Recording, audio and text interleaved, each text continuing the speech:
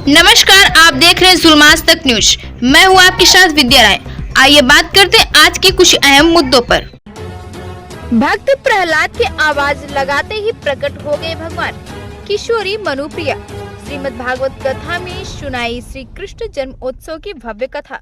प्रतापगढ़ प्राचीन शिव बाबा बेलखंडनाथ धाम में चल रही श्रीमद् भागवत कथा के चौथे दिन रविवार को कथा सुनने के लिए भक्तों की भारी भीड़ देखने को मिली। कथावाचिका किशोरी मनुप्रिया ने कथा व्यासपीठ से भक्तों को बताया कि प्राणियों द्वारा किए गए भक्ति भाव से पूजा कभी निष्फल नहीं जाती। उदाहरण के तौर पर आप देख सकते हैं कि हिरण्यकश्यप अपने देवरूपी पुत्र भक्त प्रहलाद को जान से मारने की नीयत से खंभे में बांध दिया था। जैसे ही भक्त प्रहलाद श्री हरि विष्णु को पुकारा, तत्काल अपने भक्त की रक्षा के लिए खंभे को फाड़कर भगवान श्री हरि प्रकट होकर दुष्ट हिरण्यकश्यप के दुर्गति करते हुए उसे मारकर यमलोक भेज दिया। इसी कड़ी को आगे बढ़ाते हुए कथावाचिका मनुप्रिया ने भगवान श्री कृष्ण जन्मोत्सव पर प्रकाश डालते हुए बड़ी ही मनोहर कथा का व्याख्यान किया।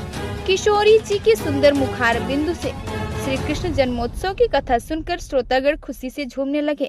कथावाचिका मनुप्रिया ने व्यासपीठ से कथा सुनने आए सम्मानित पत्रकार बंधुओं एवं समाजसेवियों को भगवा रंग से रंगा साल देकर सम्मानित किया। इस अवसर पर समाज सेवी पंडित प्रवीण मिश्रा, सनातन धर्म रक्षा परिषद राम सेना के प्रदेश अध्यक्ष ने कहा, कथा श्रवण करने आए कन्याओं की चरण वंदन कर आशीर्वाद प्राप्त किया। वहीं कथा सुनने आए भक्तों ने आपस में चर्चा करते नजर आए कि प्रवीण मिश्रा जैसा धार्मिक बेटा सभी माता पिता को मिले। बड़ा भाग्यवान होगा वह परिवार जहां प्रवीण मिश्रा जैसे लोग होंगे।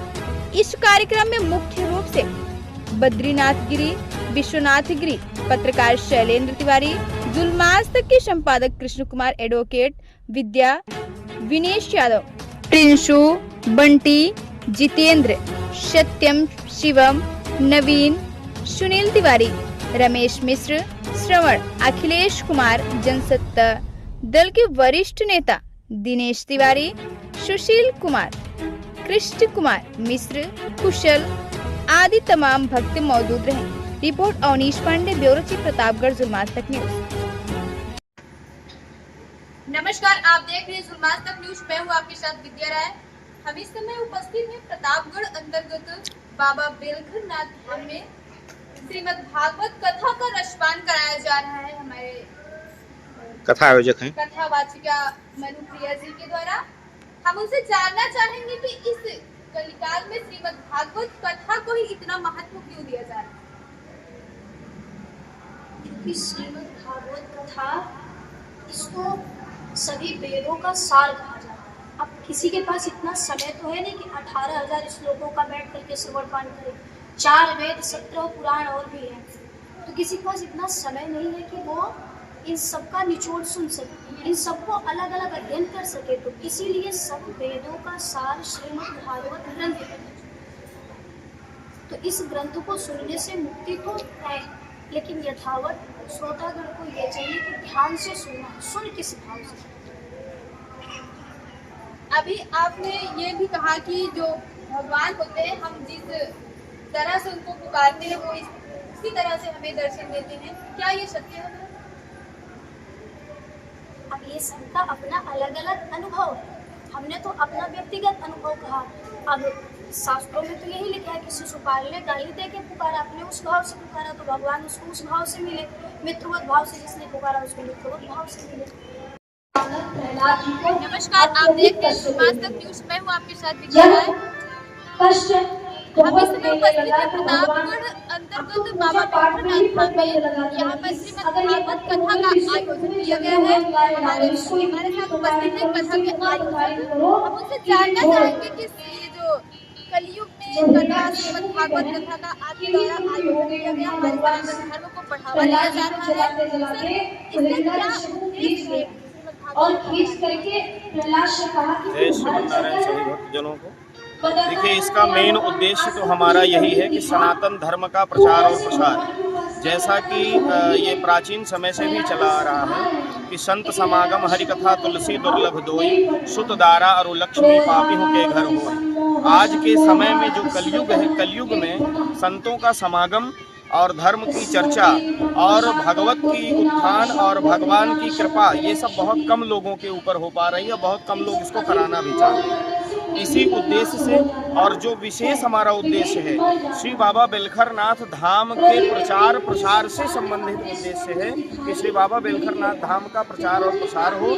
इसी कारण यह आयोजन कराया जा रहा है, जिससे कि बाबा बेलखरनाथ धाम के प्रचार प्रसार के साथ सनातन धर्म का भी प्रचार प्रसार हो सके।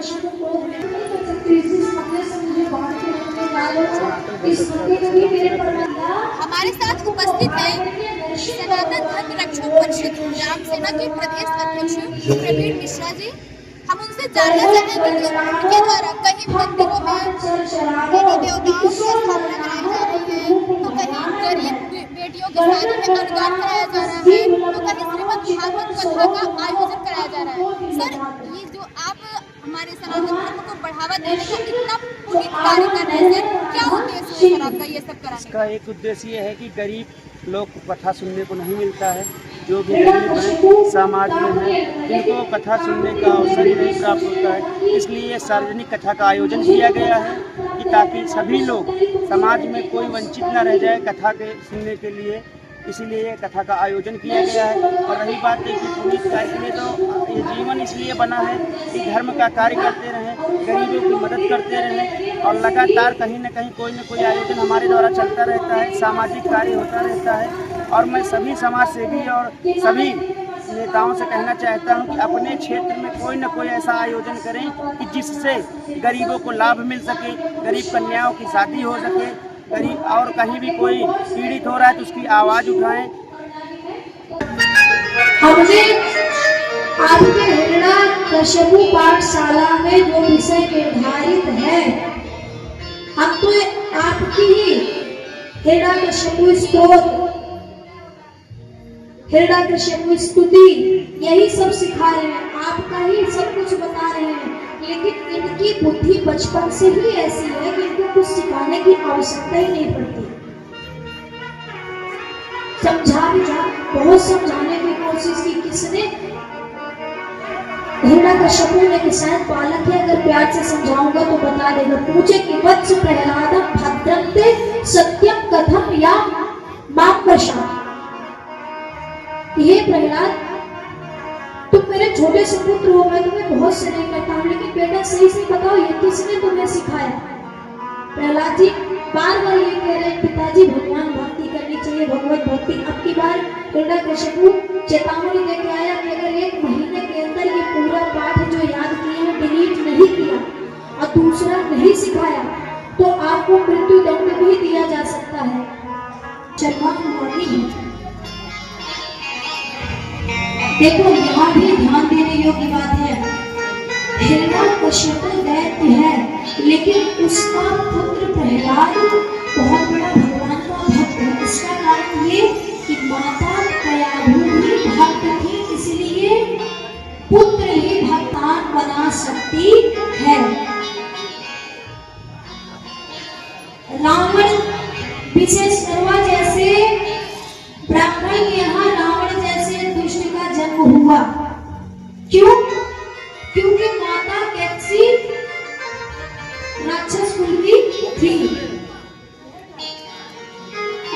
प्रहलाद की माता दयालु भक्त थी, इसीलिए अपने बच्चे को भक्त बना डाला। रावण की माता जी राक्षसी कुल थी, इसीलिए बच्चे को राक्षस बना डाला। अगर पुत्र पिता को करता, उसके पिता के आचरण आते, तो रावण जैसे राक्षस के यहाँ, विशेष सर्वा जैसे पंडित के यहाँ रावण जैसे राक्षस जन्म नहीं लेते और हिरण्यकश्यपु जैसे राक्षस के यहाँ प्रहलाद जैसे भक्त नहीं जन्म लेते। इसीलिए माताओं को ये कहना छोड़ देना चाहिए कि जैसे पुत्र पिता पे घोड़ा बहुत नहीं तो थोड़ा थोड़ा। माताओं का ज्यादा उत्तरदायित्व होता है अपने संतान को, क्योंकि गर्भाधान संस्कार के बाद पिता की छुट्टी हो जाती है, उसके बाद पिता का कोई हाथ नहीं रहता, अब माताओं को ही रहता है। माताएं बचपन में तो अपना जो जुगाड़ है वो निकाल लेती है कि भैया चाची की बात मत मानो, तुम्हारी बड़ी मम्मी 1 नंबर की लड़की है, और बाद में वही उनके ऊपर ऐसा भारी पहाड़ टूटता है कि वो बच्चा भाई बचपन से ही देख रहा है कि हमारे घर में क्या हो रहा है, वातावरण को सीख लेता है। तो माताओं को विशेष ध्यान, माता को दोहन कहा गया है, तो हृदय को धारण करती है अपने गर्भ में, इसीलिए उसको विशेष तौर पे ध्यान देना चाहिए कि अपने संतान का लालन पालन कैसे करना है। गर्भावस्था से ही ध्यान देना चाहिए। माताएं सबसे बड़ी लापरवाही इसीलिए करती है कि जब बालक का जन्म हो जाएगा, बड़ा होने लगेगा, तब सिखाएंगे नहीं। जो स्त्री भागवत में भी लिखा है 9 महीने तक गर्भावस्था का पूर्णतः ख्याल रखती है, अपने जीवन को सात्विक बना करके रखती है, उसकी संतान राम और कृष्ण के जैसे ही जन्म लेती है।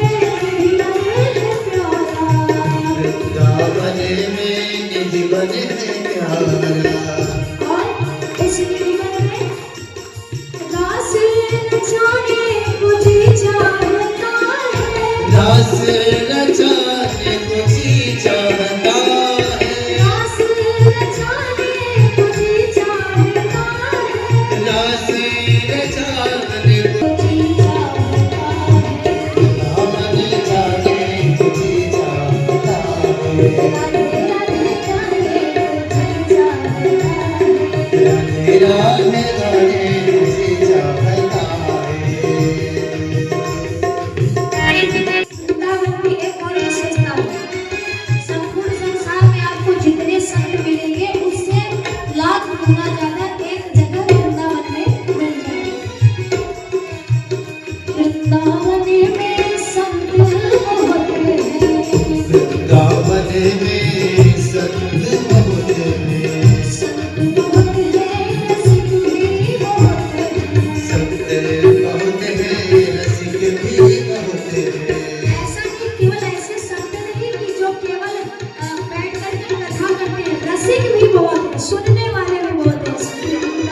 में संत बहुत हैं, वृंदावन में संत बहुत हैं, बहुत हैं रसिक भी बहुत हैं, संत बहुत हैं रसिक भी बहुत हैं।